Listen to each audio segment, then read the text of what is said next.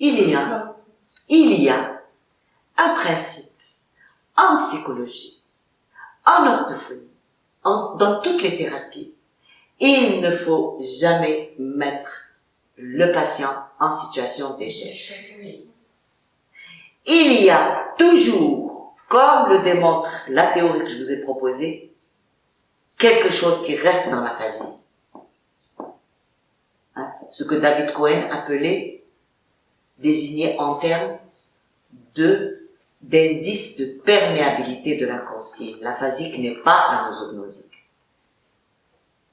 Il n'y a pas de rupture entre la consigne et la réponse, entre le substitué et le substituant, entre le signifiant et le signifié.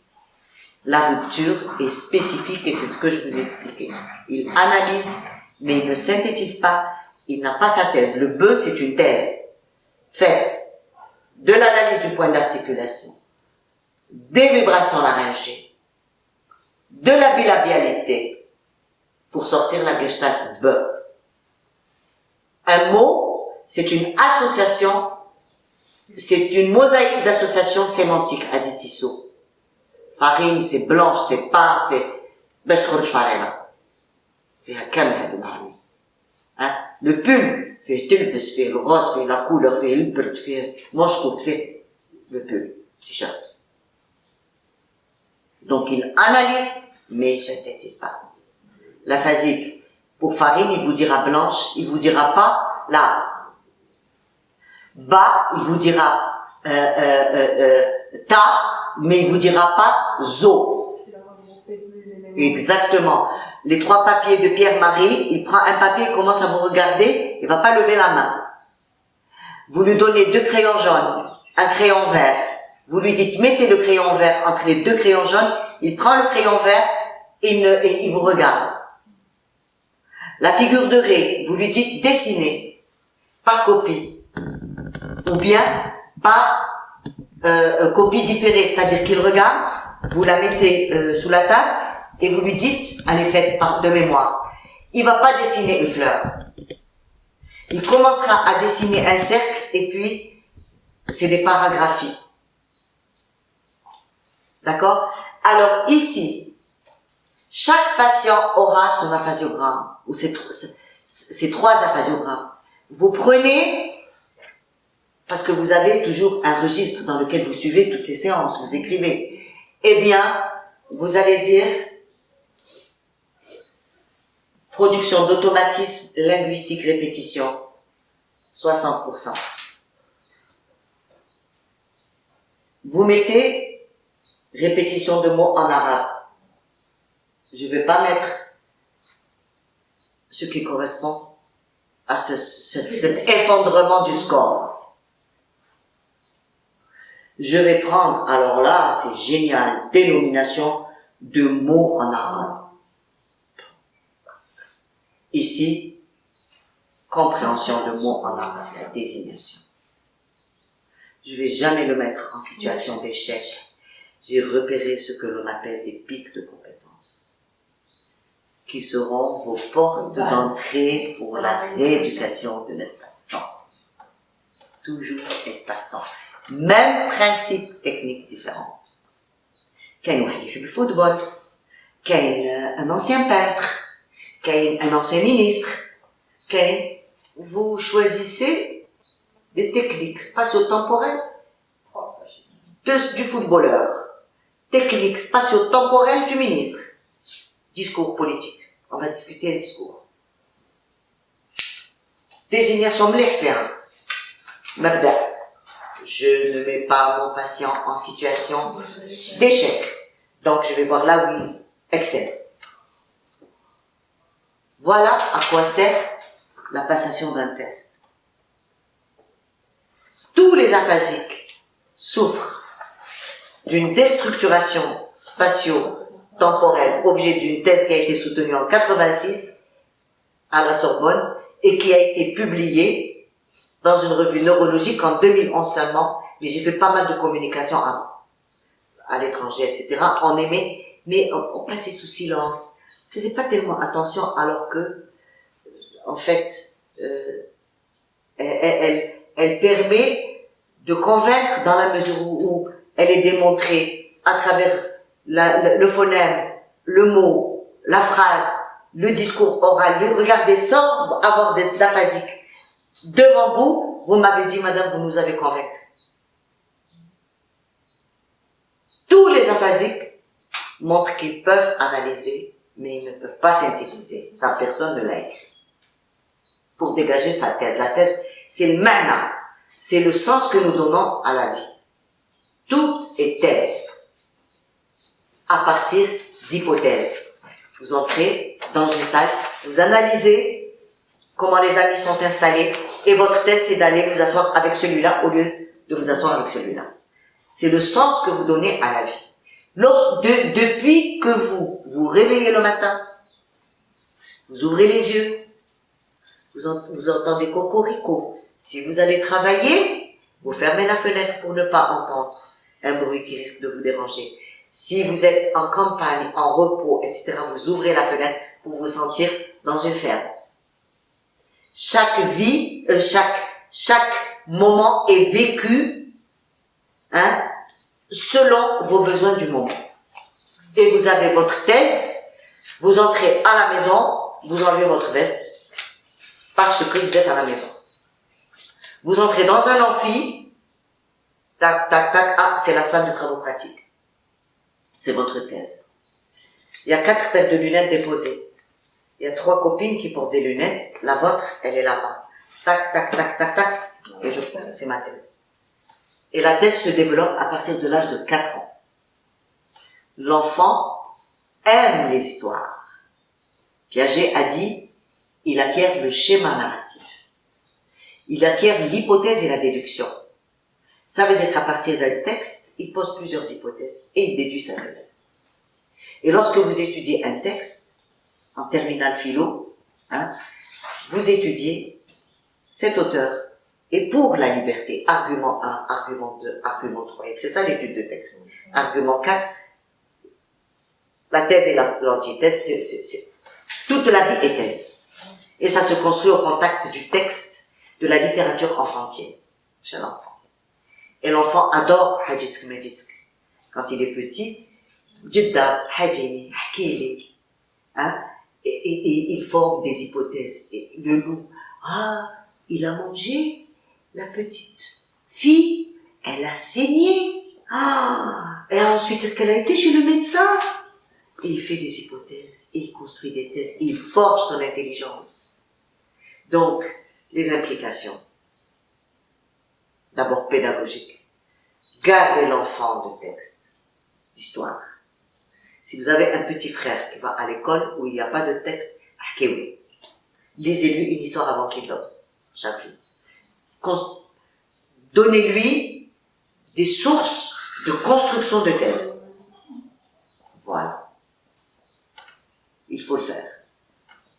Le soin aphasiologique, vous lui reconstituez l'espace-temps. À partir de ses capacités de communication résiduelles scientifiquement dégagées. Pas arbitrairement. L'orthophonie, c'est une science. C'est une science parce qu'elle a sa thèse thérapeutique et elle a son outil d'évaluation, de caractérisation scientifique basée sur une théorie. Et j'arrive à un autre chapitre, maniement des résultats au test. Cela veut dire qu'il ne faut pas s'attacher au score. Il ne faut pas s'attacher à la quantification du déficit. Les aphasiogrammes, c'est important.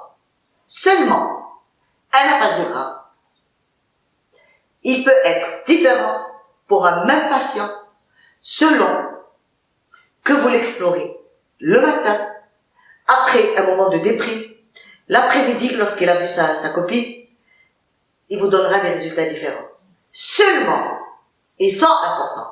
Pourquoi? Parce qu'il vous permet de dégager des pics de compétences à un moment T, peu importe la fluctuation. Donc là, déjà, je remets en cause les statistiques.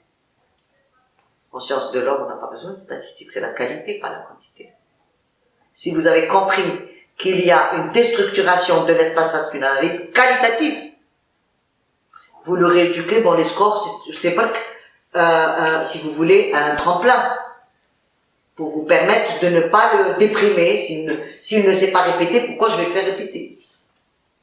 S'il a un mauvais score en répétition, à quoi ça sert? Donc je vais voir la suite.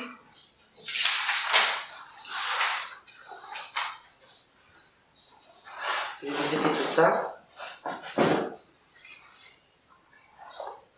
Bon, ça, on va en reparler si vous voulez. C'est ce que je vous ai fait tout à l'heure à travers les déficits oraux. Alors, j'espère vous avoir donné quelque chose. Je voudrais avoir une évaluation de votre part. À un stage, il y a ce qu'on appelle l'évaluation. Vous savez que maintenant, c'est l'étudiant qui évalue l'enseignement. Dans le LMD, partout, hein.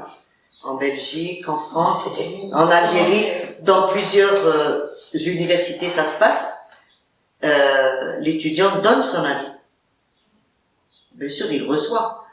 Il faut qu'on lui donne quelque chose. Donc, quel est votre sentiment de ce que vous avez appris ce matin?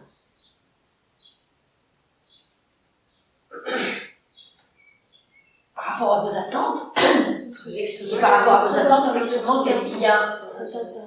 Il y a eu beaucoup de thèses, beaucoup de théories, beaucoup d'informations, beaucoup de surtout des astuces, astuces pour pouvoir déclencher.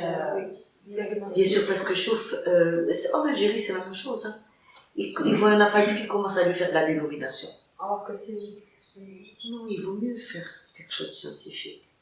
Parce que quand c'est scientifiquement fondé, chauffe, quand vous mettez un tensiomètre,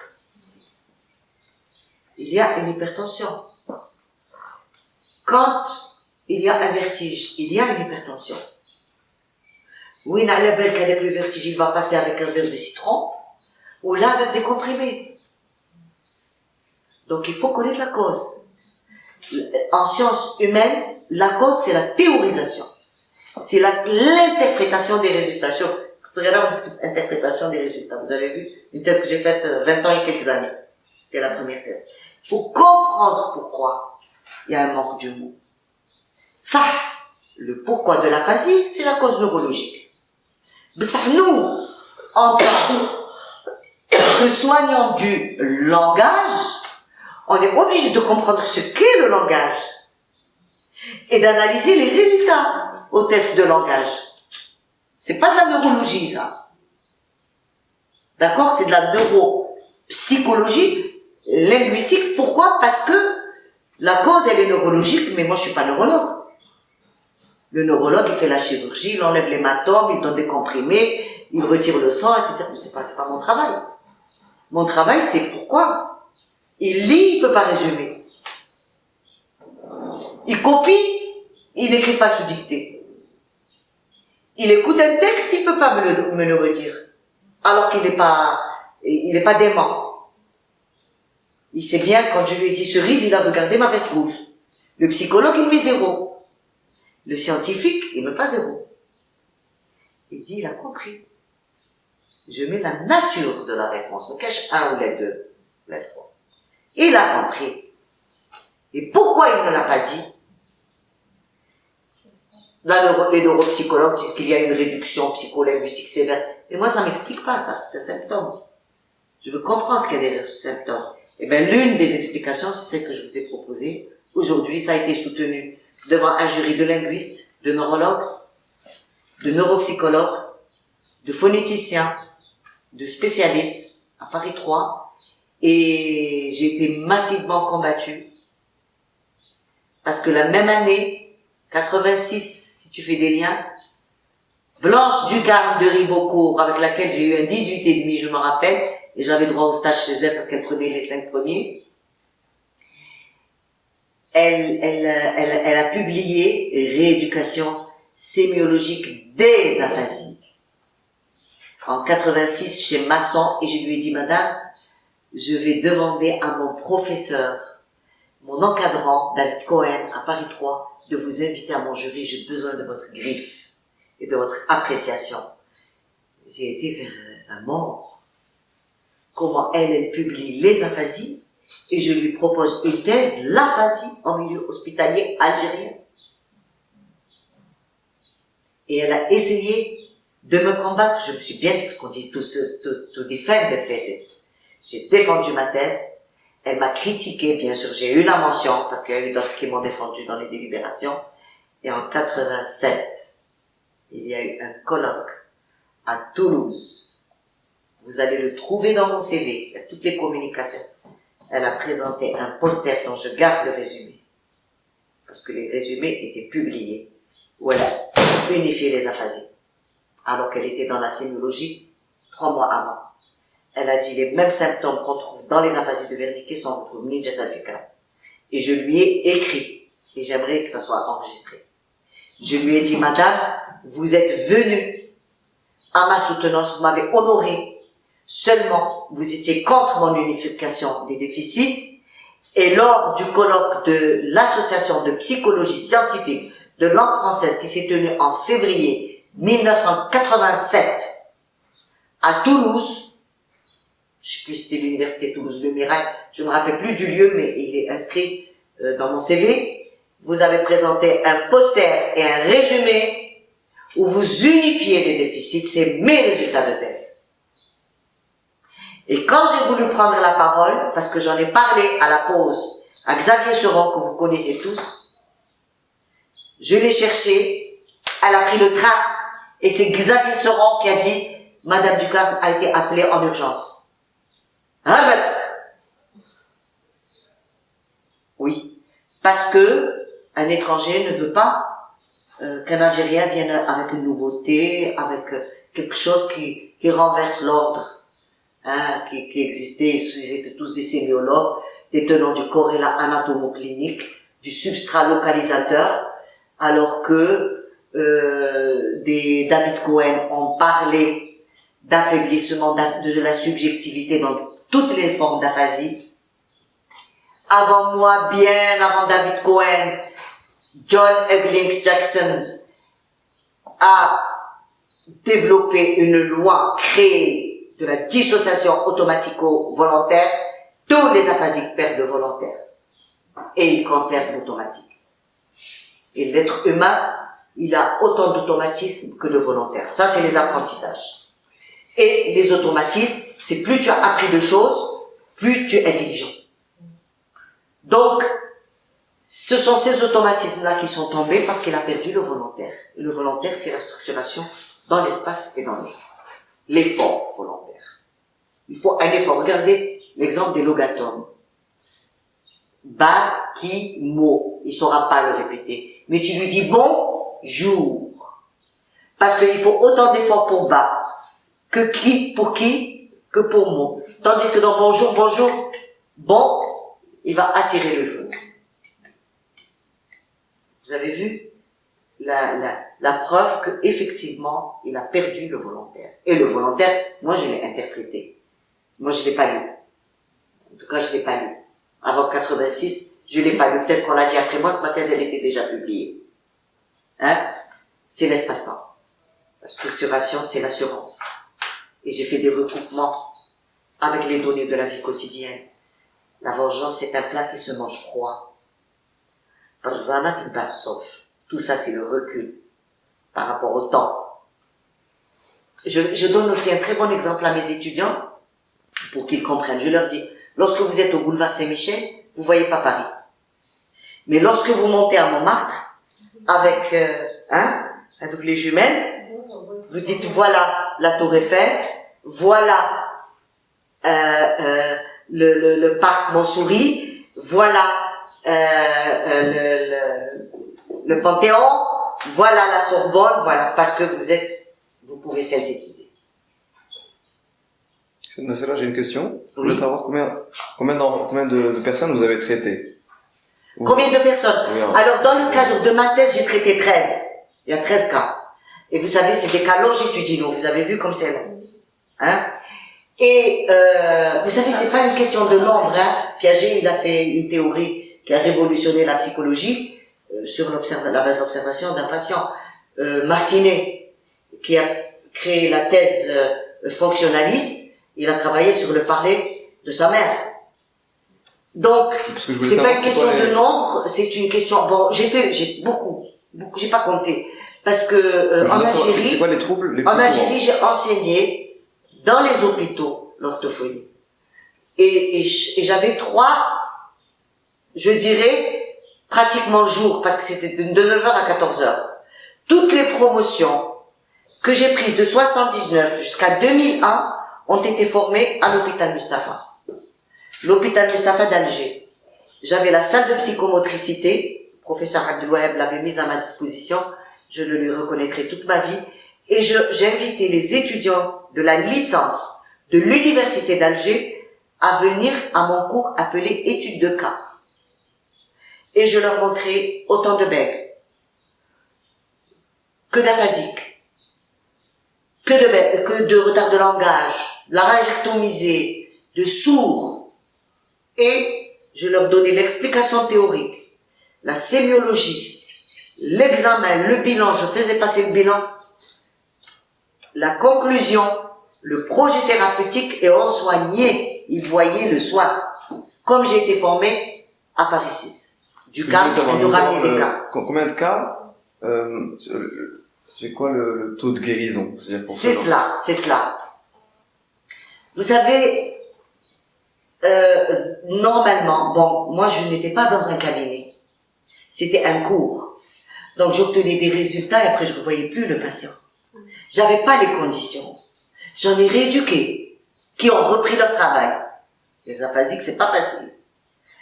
Surtout ceux de ma thèse. Mais, si j'étais, je faisais 3 jours par semaine, normalement c'est tous les jours. Est-ce que vous comprenez? Un bec, il faut le prendre tous les jours.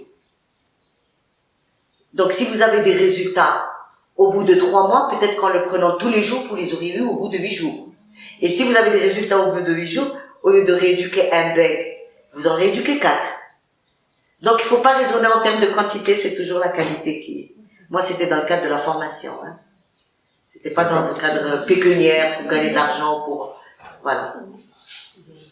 J'ai aussi une autre question, je peux? Oui? Je voulais savoir qu'est-ce qui vous a poussé à étudier cette médecine? Est-ce que c'est un proche de vous qui a besoin d'aide? Non, c'est une bonne question. Non. D'abord, j'ai eu une formation pluridisciplinaire déjà au niveau du lycée.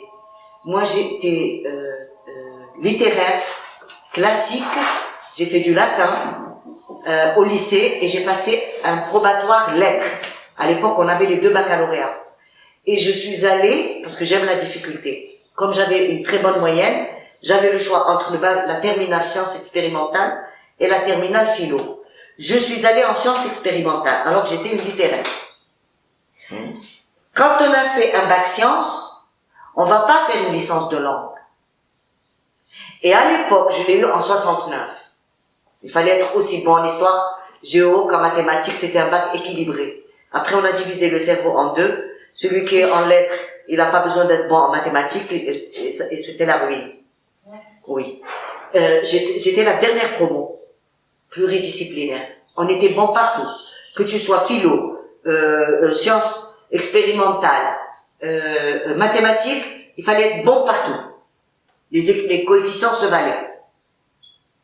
Donc j'ai fait anglais, une licence d'anglais. Quand on a fait une licence d'anglais, on continue en littérature anglaise. British Civilization, African Literature, English Literature. Ça ne m'attirait pas. Si vous voulez, c'est la nature qui est revenue au galop. J'étais intéressée à l'époque, c'était des certificats, comme en France. Dans chaque certificat, il y a entre 6 et 10 modules. J'étais passionnée par les certificats de linguistique. Et je voulais voir comment cette phonétique, vous avez vu, j'ai fait beaucoup de phonétique, comment cette phonétique se développait chez l'enfant. Donc là, tu es dans la psychologie. Et j'ai fait 2 années de tronc commun de psychologie avant d'aller en France. Donc j'étais à Bac+5 quand je suis partie en France. J'ai refait une licence de sciences du langage à Paris 5. Parce que la licence d'anglais m'a guidée. J'ai fait ensuite une maîtrise, un DEA et un doctorat de 3e cycle. Et le doctorat, c'était comment l'enfant arabophone oppose des phonèmes pour dégager des sons, des sens. Par exemple, beat, par exemple, bête et fête. Un petit trait phonologique, il a dormi, il est passé. Fil et khil. Sil et serre. Mondaré, l'amr, impératif, il a coulé, le passé. Donc, des petites caractéristiques, oppositions phonologiques, te permettent de découvrir la vie, parce que tout est opposition dans la vie. Et donc, j'ai développé cette théorie à travers un doctorat de 3e cycle. J'ai abouti à un test. J'avais pas le recul que j'ai maintenant. Et ensuite, dans un doctorat S-lettres et sciences humaines, c'était la destruction de l'acquisition dans un tableau d'aphasie. Mes 2 doctorats étaient liés, puisque le premier c'était l'acquisition, et le deuxième la destruction de l'acquisition. Ils étaient liés et je ne le savais pas, parce que l'aphasique, il perd ce qu'acquiert l'enfant, cette faculté d'opposer des sens. Il faut une force, une structuration dans l'espace et dans le temps, et la structuration spatio-temporelle, c'est ce qui se développe chez l'enfant depuis le cri de la naissance jusqu'à la fin de la vie. Et parallèlement à mon doctorat de 3e cycle, j'ai fait mes études d'orthophonie. J'aimais refaire des cycles. Je termine une licence, j'en fais une autre, termine une licence, ce qui fait qu'au niveau de la graduation, j'ai eu déjà une formation très pluridisciplinaire. Une licence d'anglais, une licence de sciences du langage, orthophoniste de Paris 6, faculté de médecine, maîtrise, DEA. Donc j'avais cette capacité de faire un doctorat de 3e cycle sur l'acquisition, qui est un thème très vaste, et ensuite de faire un doctorat d'état, S-lettres et sciences humaines, donc vraiment pluridisciplinaire, intitulé l'aphasie en milieu hospitalier algérien, études psychologiques et linguistiques. Et ma thèse a été soutenue en 86. Et jusqu'à présent, elle est d'actualité. Et j'ai montré aux jeunes Marocains, orthophonistes, comment soigner un aphasique, parce que c'est un soin. Un aphasique qui est très réduit. Un ancien professeur de mathématiques, vous lui dites 1 plus 1, il commence à pleurer. Il vous dit 1 et puis ensuite il se tait. Vous demandez à un dessinateur de vous dessiner un vase, il commence à faire le profil et puis ensuite c'est des paragraphies. Et il est conscient. C'est un soin. Et je suis en train de montrer, et c'est ce que j'enseigne en Algérie, comment une technique ne tombe pas du ciel. Parce qu'à partir du moment où vous êtes devant un patient, vous êtes dans le monde de la technique, de l'action. Et il n'y a aucun geste qui ne soit justifié théoriquement. C'est-à-dire que la plupart des orthophonistes, même en France, commencent à faire de la dénomination. Ils ne les nomment pas, alors je vais lui faire de la dénomination. Comme j'ai expliqué tout à l'heure, non. Non. Faut pas toucher au langage. Il est blessé. Il saigne. Pourquoi vous allez remuer le couteau dans la plaie? Vous voyez déjà ses pics de compétences, vous lui faites passer un bilan complet, scientifique, et le Montréal-Toulouse algérien, c'est le premier test, et le seul qui existe depuis l'indépendance en Algérie, test psycholinguistique clinique, c'est un test psychoclinique, neuropsychologique, depuis l'indépendance, parce que faire un tel travail, il faut être 30 pour le faire, ou bien commencer à le faire à l'âge de 30 ans, pour le terminer à 40 ans, et c'est ce que j'ai fait. Parce qu'un travail pareil, c'est un travail difficile. Parce qu'il est technique. Tout ce qui est technique est très difficile. Et ça, il faut que les consignes soient les mêmes. Partout, le caractère gras. S'il y a un espace, il faut qu'il soit partout. Il faut que ça soit du perfect. Vous voyez?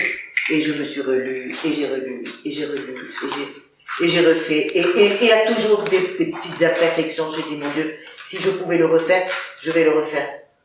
Et je souhaite justement que vous repériez, parce que c'est jamais hautement technique, ces travaux. Si vous repériez quelque chose qui ne va pas, il faut l'améliorer. Moi, j'ai donné une méthodologie scientifique d'adaptation des tests. Il faut que les Marocains le fassent. C'est un métier qui est très, très porteur. c'est pas la peine que je dise son nom, je vous l'ai dit tout à l'heure, elle touche 2 fois mon salaire avec Bac plus 5 en ne s'occupant que d'autisme.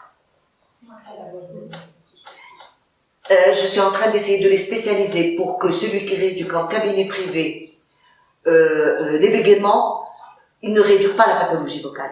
Parce que je préfère qu'il se spécialise revue, colloque, publication, troubles du débit. Et il soigne les dysprosodies dans l'aphasie, les bégaiements fonctionnels, les bégaiements d'ordre traumatique, les bégaiements, règle le débit. Il y en a, hein, les dyslexies, hein, le débit, le rythme.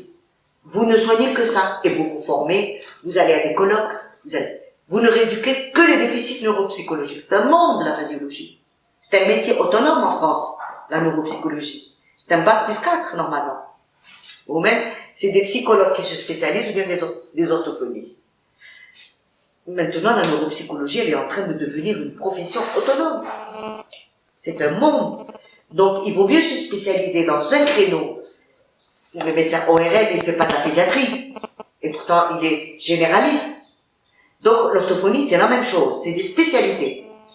Celui qui est spécialiste en phoniatrie, il l'est aussi puisqu'il a étudié dans la graduation en tant que généraliste. L'aphasie, les bégaiements, les troubles neuromoteurs, l'oral, l'écrit, etc. Mais, il a fait un mémoire en pathologie vocale. Pourquoi va-t-il ouvrir un cabinet pour soigner des troubles qu'il n'a pas explorés, qu'il n'a pas examinés, qu'il n'a pas analysés, qu'il n'a pas... Ça va faire double, hein? Il vaut mieux laisser ceux qui ont fait le mémoire en surdité s'occuper de la démutisation du sourd. Et vous avez fait un mémoire sur les apraxies, vous soignez les apraxies.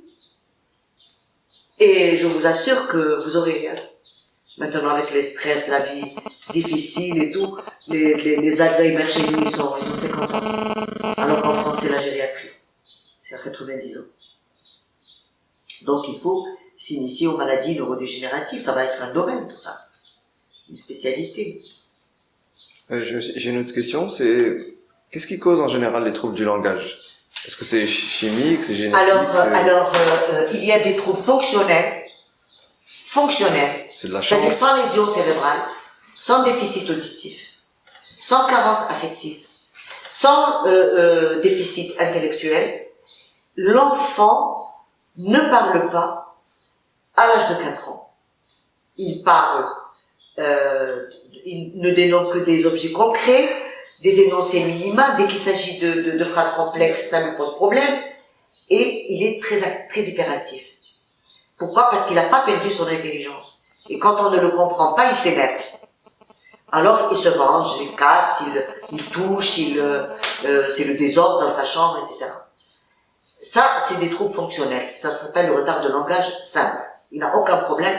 L'orthophoniste le prend en charge. Ça, c'est le thème du stage que je voulais vous faire. Hein? Bon, en gros, le retard de langage, c'est toujours l'espace-temps.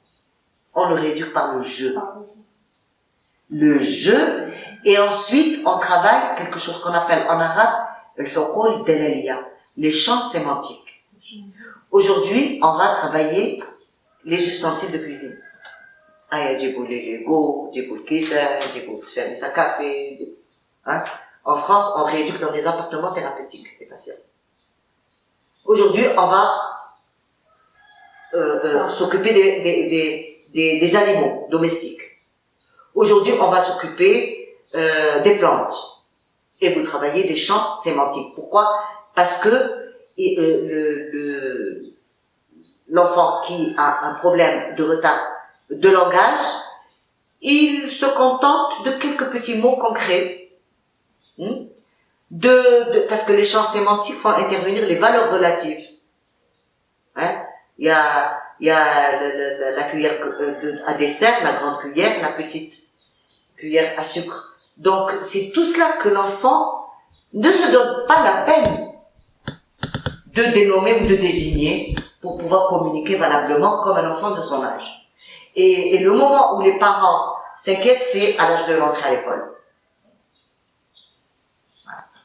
Et ensuite, vous avez un déficit qui, lorsqu'il perdure, malgré la rééducation en orthophonie, après L'âge de la scolarisation, c'est la dysphasie développementale. Ça, c'est comment dire, un problème. C'est vraiment un problème. Parce que l'enfant a 14 ans et il ne communique pas. Ou il communique très peu. Il faut constamment le suivre. Il faut faire des classes d'enfants de sujets dysphasiques et puis on les occupe. Mais c'est pratiquement irréversible. Ça veut dire qu'il reste quand même bien. Ah oui, oui, oui. Ah oui, oui. Oui, oui, il faut qu'il fasse un métier manuel. C'est-à-dire il faut l'aider à s'insérer socialement. Parce que la dysphasie, c'est plus grave que le retard de langage. Vous avez aussi des petits troubles très fonctionnels. Rajel, il te dit Lajel. Ça se rééduque très très vite en 1 ou 2 séances. Ouais. Ça c'est l'enfant. Bon après c'est les troubles d'apprentissage. Tous les DYS, dyslexie, dyscalculie, dysgraphie, c'est les troubles qui viennent après l'âge de la scolarité. À l'école, vers 8-10 ans, l'enfant se manifeste comme étant en difficulté scolaire et un décrochage. Et donc, pour prévenir ce genre de maladie, vous avez dit qu'il faut raconter des histoires aux enfants le soir. Qu'est-ce qu'il faut faire pour prévenir en fait ce genre de problème? Alors la prévention, vous savez, il suffit de savoir la norme. Qu'est-ce qui se passe à chaque âge normalement? Voilà. Le langage, c'est le miroir de l'intelligence. C'est lire Piaget, Jean Piaget. Qu'est-ce qui se passe à 2 ans? Qu'est-ce qui se passe à 3 ans? Qu'est-ce qui se passe à 4 ans? Qu'est-ce qui se passe à 5 ans jusqu'à 15 ans? Chez l'enfant chinois, américain, suisse, la science n'est pas raciste. Et aujourd'hui, dans les pays occidentaux, est née ce qu'on appelle la linguistique du texte. La linguistique d'André Martinet, elle a fait 100 ans. C'est la linguistique, le monème, le morphème, etc., dont on a besoin, jusqu'à présent. Pour éduquer un aphasique, pour faire le petit soin d'un point, hein. Ça y est, on a donné du texte, il continue de faire des confusions avec l'imparfait et le passé simple. On fait des petits exercices structuraux, mais pas que ça. Avant, c'était que ça. Et maintenant, est née la linguistique du texte avec le cognitivisme. Le texte, vous mettez l'enfant en interaction positive et son intelligence se développera. Et à 4 ans, on dit que Piaget dit qu'il acquiert le schéma narratif. Donc raconte-lui des histoires. Donne-lui du texte. Donne-lui de quoi construire ses thèses. Et ça, c'est le fruit d'une thèse. Et la thèse, elle commence à se développer à l'âge de 4 ans. Alors, lorsque, à l'école, il n'y a pas de texte, de littérature enfantine, il y a une littérature qui est conçue pour l'enfant, non? Elle doit servir à quelque chose. C'est le prolongement pédagogique de la linguistique du texte. Parce que lorsque l'enfant, il peut résumer un livre, où il veut dire, voilà qu'est-ce qu'il y a dans ce livre, il a acquis le passé, il a acquis le présent, il a acquis d'un même mot passé, la forme ing, in English, c'est du Shakespeare. Donc, il faut lui donner du texte. Et d'ailleurs, les d'excellents médecins de mon âge, c'est des bacs philo. Et vous ne savez pas faire un problème de mathématiques si vous ne savez pas disserter. Aujourd'hui, le 18 en physique, il a un 2 en langue, en dissertation. Il ne sait pas écrire. Ça veut dire que c'est du copier-coller.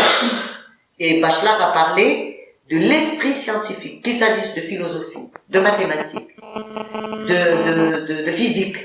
Hein? Le raisonnement est le même. On analyse, on synthétise et on résout le problème. On dégage une thèse.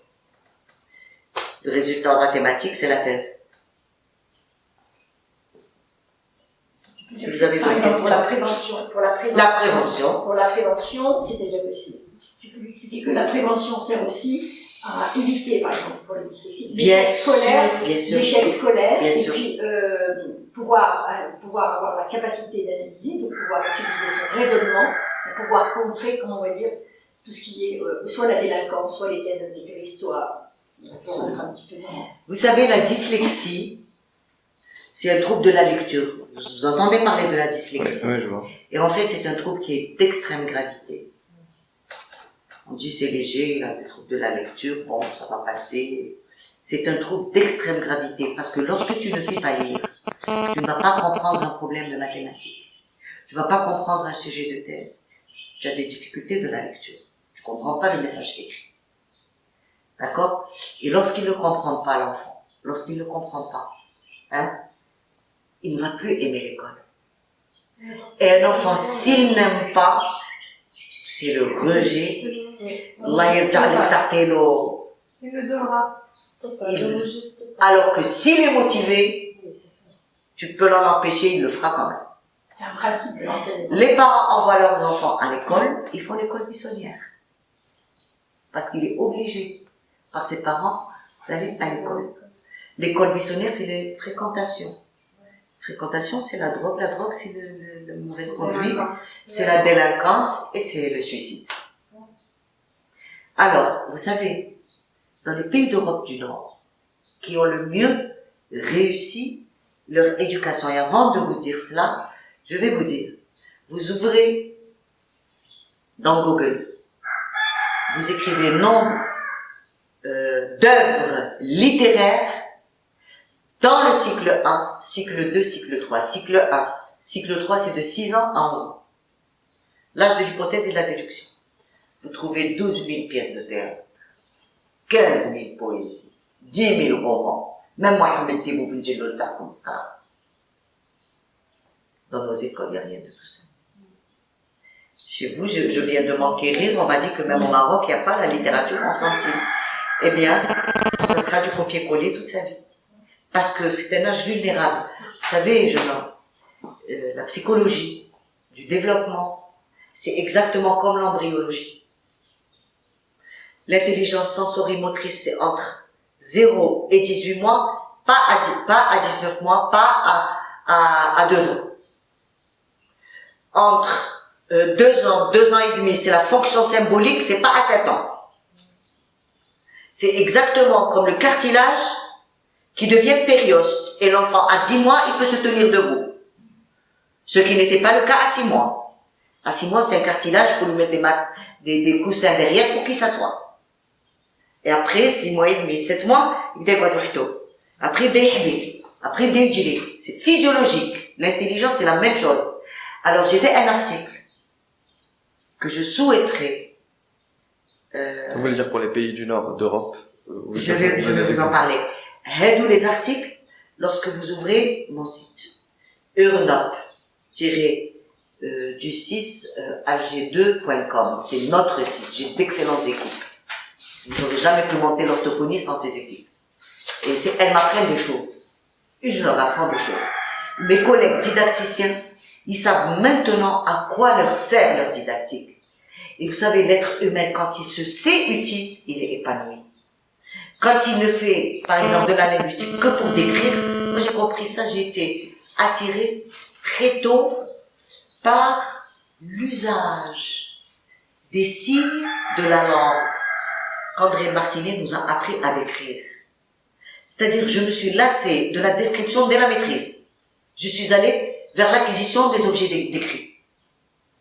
Et après la destruction de ce qui a été acquis. C'est une question d'autonomie. Je voulais m'autonomiser. C'est tout. J'attendais pas que les autres m'apprennent que c'est que l'acquisition. J'ai essayé de faire de la recherche toute seule. Donc, dans les pays d'Europe du Nord, non, j'allais dire autre chose. Dans les pays d'Europe du Nord, on ne parle pas de dyslexie. Parce que ce sont les pays qui ont le mieux réussi leur éducation. Il n'y a pas, le concept n'existe pas. Oui, alors ce que je voulais vous dire, c'est qu'en Algérie, il y a eu une grande polémique durant l'été 2015, dont le ministère de l'Éducation ne parle plus. Il voulait enseigner l'écrit, la cohérence, la cohésion. Ibn Rushd, Imra al-Qais, Shakespeare, Victor Hugo, Khalsa, un enfant entre 6 et 12 ans avec la dérija, la béquille. Qu'est-ce que je vous ai appris tout à l'heure? Je vous ai appris que nous, à Tlemcen, on ne parlait pas le français à la maison. On est entré à l'école, c'était des Françaises qui nous enseignaient, de 5 ans jusqu'à 12 ans. Comment expliquez-vous? Je ne connaissais pas un mot de français. La maîtresse ne connaissait pas un mot d'arabe de Tlemcen. En CM2, on faisait de la poésie. En français. On produisait de la poésie. Parce qu'on nous a appris par la poésie. Les femmes de La Fontaine demandaient à vos parents. Avec quoi ils ont grandi? La bibliothèque rose. Il y avait le structuralisme des leçons de vocabulaire. Il y avait, mais c'était des méthodes plus douces parce qu'on avait 2 journées de bibliothèque. Et la maîtresse, elle venait avec un chariot, je me rappelle, et on était jalouses l'une de l'autre. Ah, elle a pris Pearl Buck. Non, non, c'est moi qui le prends, Pearl Buck. Elle a pris Les Misérables de Victor Hugo. Non, non, c'est moi, Okunentaindo. Et la semaine suivante, on venait avec le résumé. Et on s'échangeait les livres. Donc, il y avait du texte. La cohérence et la cohésion, c'est les règles de base du texte. Donc, donner à l'enfant de la phrase jusqu'à soit le texte, soit le dialogue, l'oral d'avant 6 ans. Donc, soit vous donnez du texte, soit vous donnez la phrase. La phrase, elle est acquise à 18 mois. C'est comme si vous obligiez un enfant à rester assis alors qu'il peut courir. C'est une régression forcée. Alors, j'aimerais que vous ouvriez notre site, que vous preniez le CV, Nassera Zelal, et vous descendez jusqu'à article de presse. Lisez tous les articles et entrez à la langue.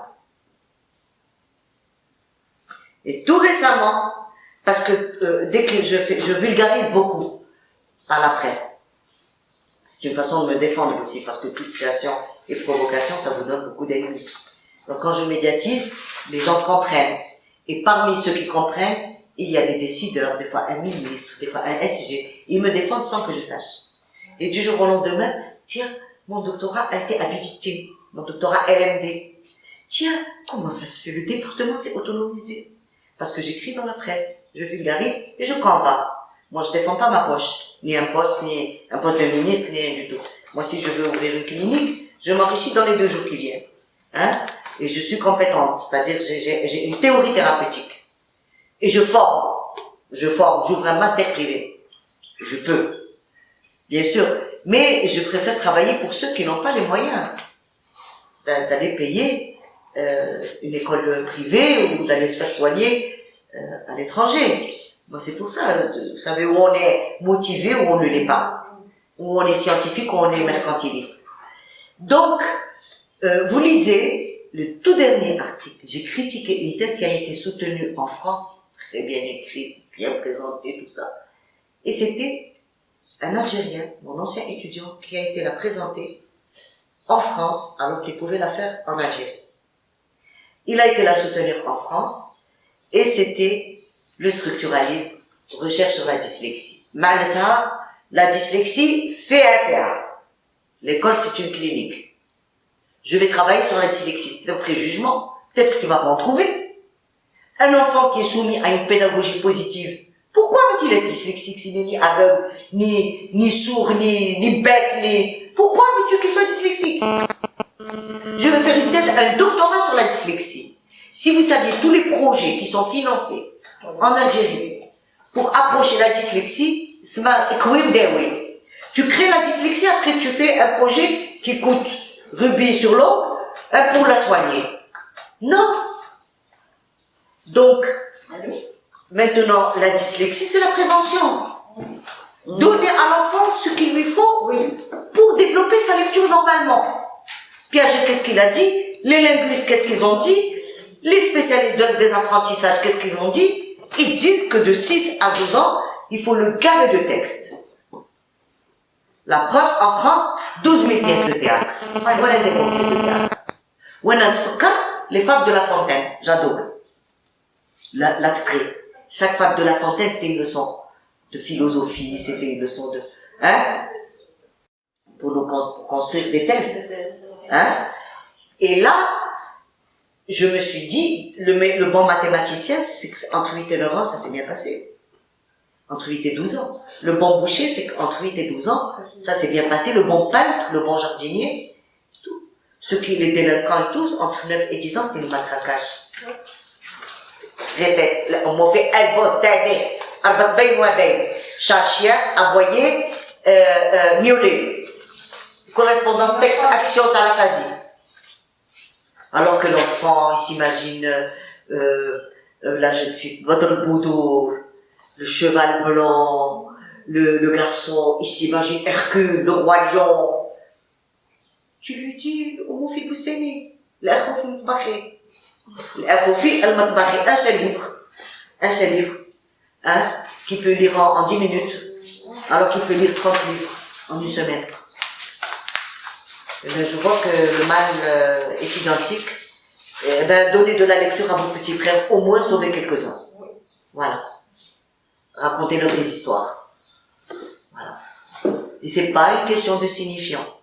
Que ce soit en kabyle, berbère, en français, en chinois, la cohérence et la cohésion, c'est des règles abstraites. Si tu les acquiers en français, tu les acquiers en arabe. Moi, j'ai posé une question à nos autorités, qui me respectent parce qu'ils savent que je fais du bon travail. Et du vrai. L'orthophonie, tu peux pas l'importer. Parce que c'est une question de culture et de langue, et je défends nos constantes à travers un test en arabe, en kabyle. Hein, c'est pour ça que, peut-être, j'ai été protégée. Oui, non, il faut dire ce qu'elle en est, vous connaissez l'histoire. Tout le monde la connaît. Je leur ai posé la question, dans un article que vous lirez, Liberté. Moi, j'ai fait mes études en français. Quand je suis allée à l'école française, mon père m'a amené à l'école française. Allah, il n'y avait pas l'école en arabe. كنا نمشيو للجامع نروحوا للجامع بصح التعليم c'était on voulait faire de nous des oulémas. On allait à jeune جامع نجيو نشربوا القهوة ومن بعد نمشيو نقراو. Faut voir l'éducation qu'on a reçue. Très dur. 15. Et donc, l'école,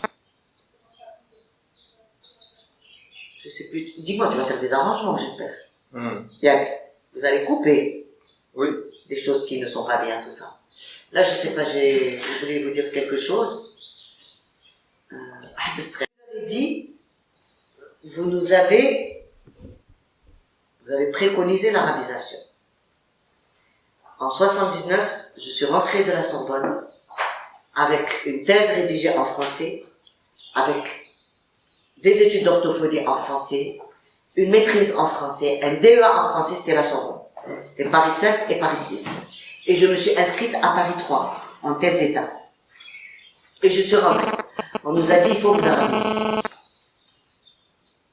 Ça veut dire prendre ma retraite à 20 ans et quelques années, ou m'arabiser, ou retourner en France. J'ai fait un choix. J'étais pas une arabisante, et j'ai dit, je vais faire l'effort. Après tout, c'est pas la crève. Et si j'avais dit non à l'arabisation, aujourd'hui je serais pas là, il y aurait pas eu l'orthophonie en Algérie. Parce que j'étais la première.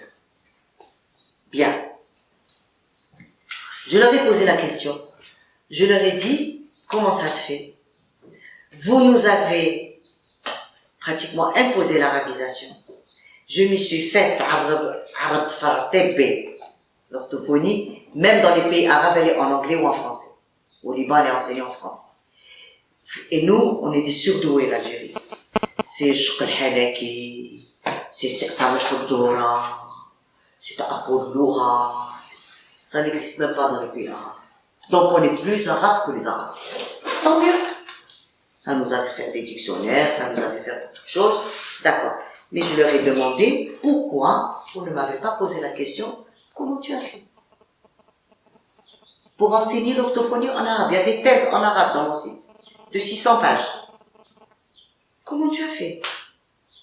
Personne ne m'a demandé. Mais j'ai dit, qui fait le français? Et il s'arabise. Personne ne m'a demandé. Et j'ai reposé la question dans un dernier article sur la Derija, quand il y a eu la polémique. D'ailleurs, maintenant, on n'en parle plus parce que j'ai convaincu. Il a suffi que je dise, moi, quand je suis entrée à l'école française, je connaissais pas un mot de Derija, un mot de français, et la française ne connaissait pas un mot de Derija, et je faisais de la poésie. Et ça, c'est une problématique nouvelle. Elle n'existait pas de notre temps.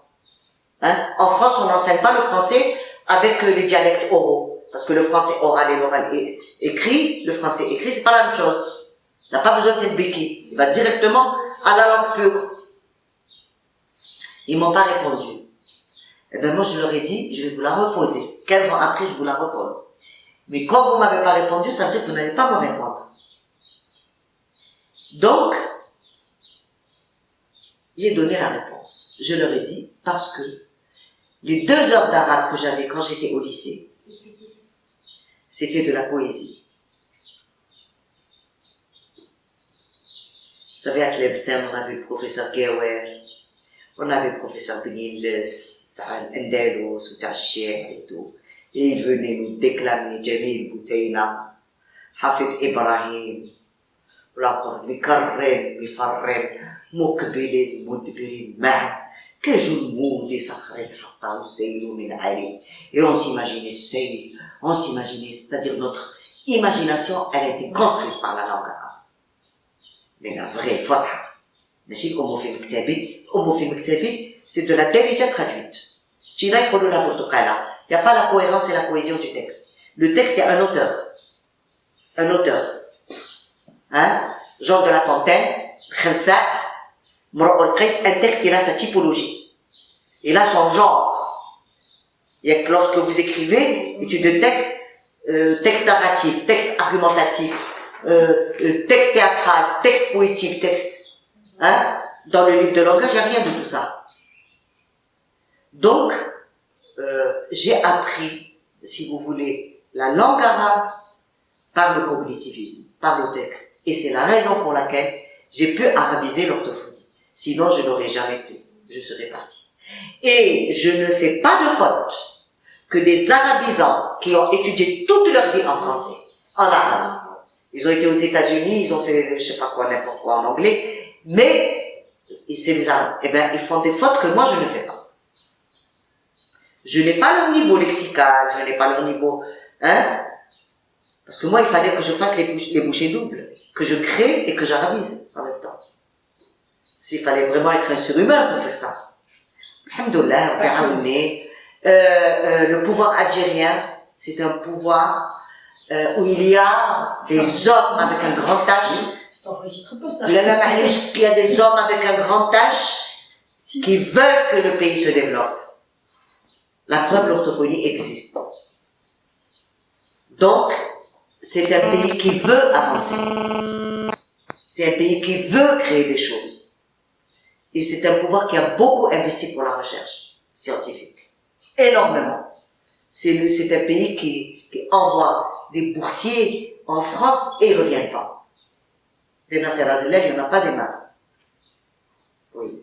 Et ils partent avec des bourses.